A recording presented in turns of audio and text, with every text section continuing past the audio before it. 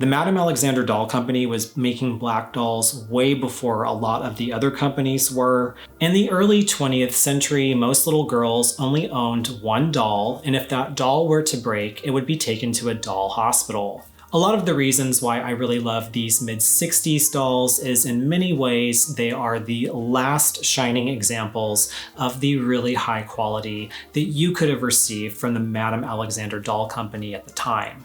I'm very curious to know if any of you collect Polly or Leslie dolls. Definitely let me know in the comments section below. Hi friends, it's Ian here with the Nostalgic Toy Archive, and welcome back to my YouTube channel. Today I am super excited to share with all of you my vintage Madame Alexander doll collection. Now, if you've been watching my channel for some time, you will know that I am a die-hard vintage Barbie collector, but I would say next to Barbie, the Madame Alexander dolls are my second favorite. The Madame Alexander Doll Company has a wonderful history, which I will be sharing with you today. Now, my vintage collection of Madame Alexander is very niche. I only collect the 17-inch Polly and Leslie dolls, and these dolls were only produced and sold in 1965, so they are quite hard to find on the secondhand market. Before I dive in and show you these dolls up close, I do want to give you a little bit of insight into the history of the Madame Alexander Doll Company. The Madame Alexander Doll Company was founded in 1923, so at the time of this recording, it's already a company over 100 years old. Beatrice Alexander Berman was the founder of the company. Beatrice was born in New York. Her parents were Jewish immigrants from Russia. She was a first-generation American, and her father happened to own a doll hospital. In the early 20th century, most little girls only owned one doll, and if that doll were to break, it would be taken to a doll hospital. Beatrice's father, Alexander, was an exceptional restorationist. He had a lot of experience fixing toys and dolls, and I believe this is probably what eventually inspired her to create her own doll company. The Madame Alexander Doll Company had a lot of success. Some of their most popular dolls were the Dion quintuplets, and in the late 1950s, the Madame Alexander Doll Company produced Sissy, who in many ways was the precursor to Barbie. Sissy was one of the first fashion dolls ever created, and instead of being on a traditional baby doll body, she had a full-figured body that raised a lot of eyebrows with many parents in the beginning. It's safe to say that Barbie drew a lot of inspiration from Sissy and her fashions, but unfortunately, when Barbie came out in the late 50s, a lot of Sissy's popularity died down. Beatrice was very involved in the company, but by the time the mid-60s rolled around, the company saw a lot of changes, especially with the quality and overall production. A lot of the reasons why I really love these mid-60s dolls is in many ways they are the last shining examples of the really high quality that you could have received from the Madame Alexander Doll Company at the time. So now we're at the year 1965. This is when Polly comes out. She is on a 17-inch slim body. Her size is a little abnormal for most dolls. I feel like a lot of dolls aren't 17 inches. That's kind of a random size, but I think that it works really well for her. She's not too big and not too small, and her scale of clothing is really nice as well. She's actually a really fun doll to sew for, but because of her proportions, it's a little hard to find patterns that fit her online. This dress I actually made. It happens to be a Revlon pattern for the Miss Revlon 18-inch doll. It's a little big on her, but it still fits her pretty well. All of my other Polly dolls are dressed in their original outfits. This is the only doll that I have that does not have her original outfit. So Polly was available in 3 different hair colors. You could get blonde, brown, or red. I do find the redheads a little bit harder to find on the secondhand market, and I don't know if that has to do with production. Maybe less of them are produced, or maybe they're just a little harder to find, but I have yet to find a redhead. That's the only other one I need to sort of complete this collection. Some of the Polly dolls do have shorter hair. This is the shortest they would be on Polly. Maria is technically a different doll with the Polly face mold, which I will cover in a minute.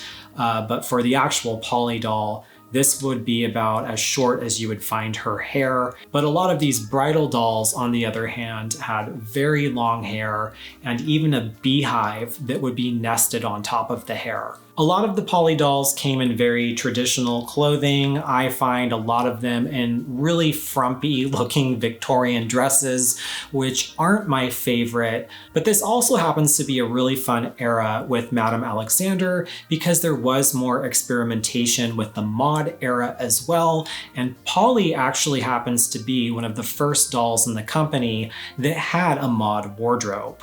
So this doll is Maria von Trapp from The Sound of Music. She's technically not Polly, but she does use the Polly face mold, and she was created and sold only in 1965.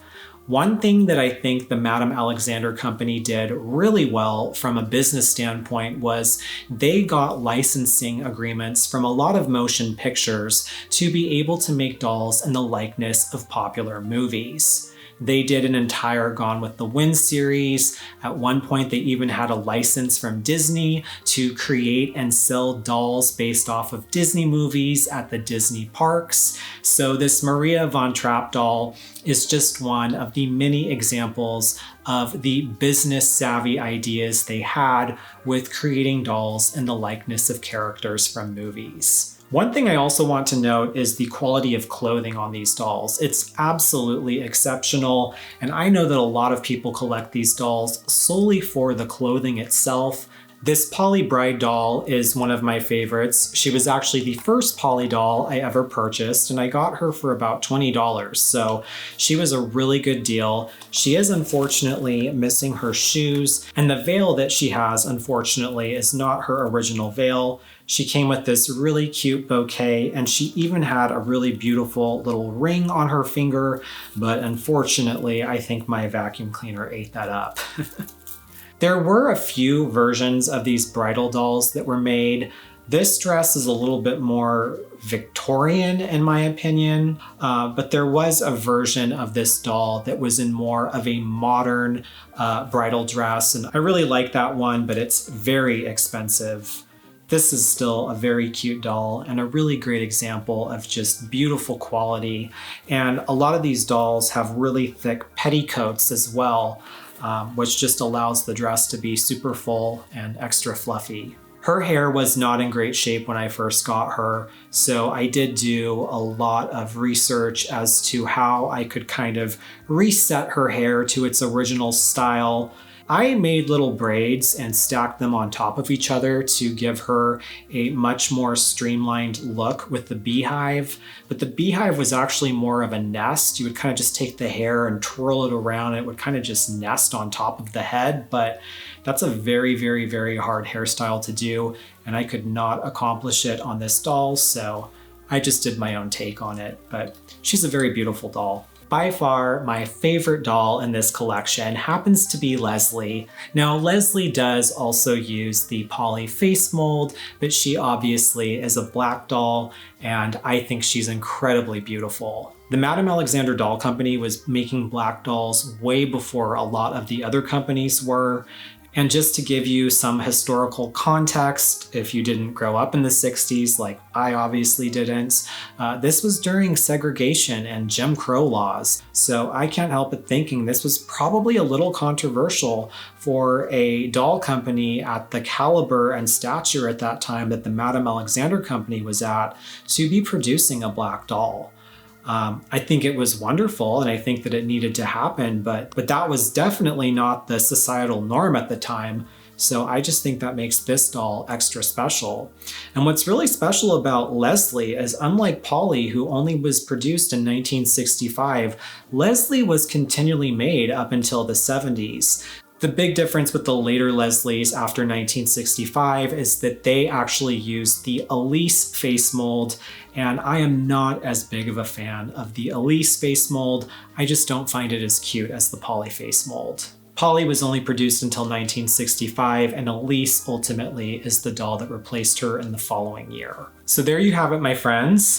This is, in a nutshell, the entirety of my Madame Alexander doll collection. I'm very curious to know if any of you collect Polly or Leslie dolls. definitely let me know in the comments section below. I mainly only find these dolls on Mercari and eBay, but let me know if there's another selling site that I should check out as well, because I would really love to purchase a red-headed Polly one day. That would complete this collection. She's also an incredibly fun doll to sew for, so in the near future, I might make her some more clothing. Definitely consider subscribing to my channel if you enjoyed today's content. My name is Ian, and I will catch you in the next video. Bye.